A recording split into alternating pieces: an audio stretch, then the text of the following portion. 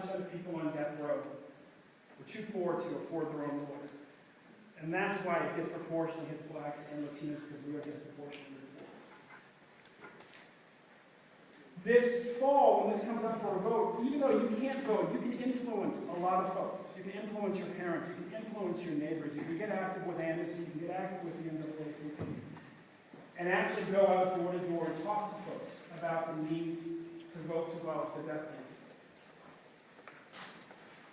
Some of you may be concerned about public safety. You know, places like Salinas, Monterey, Seaside, Marina, when I was a kid, we certainly had a share of shootings and bad things happening.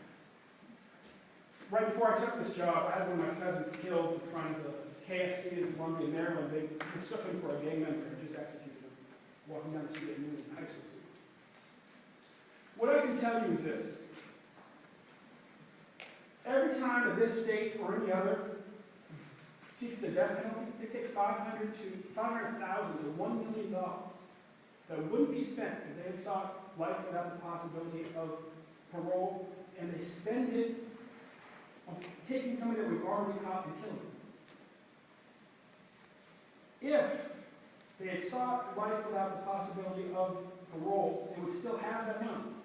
And you could use that money to hire more cops to put them on the streets to catch the killers who are still out there. In poor communities, it's very common for 30 to 70% of the homicides to go unsolved in a year. In that context, the death penalty is an extravagance we can't afford. So it's morally bankrupt. We only use it for poor people. It's exorbitantly expensive. And it actually makes us less safe.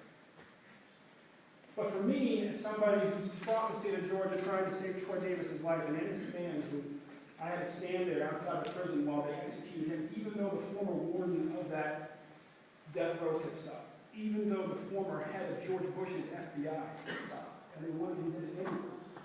The only way that we will ever get Georgia to stop executing innocent people, and let's be clear, 1/3 of all the people who were released from prison for serious crimes and grounds of innocence in Georgia came from the one county that Troy Davis came from, and all of them were poor black men.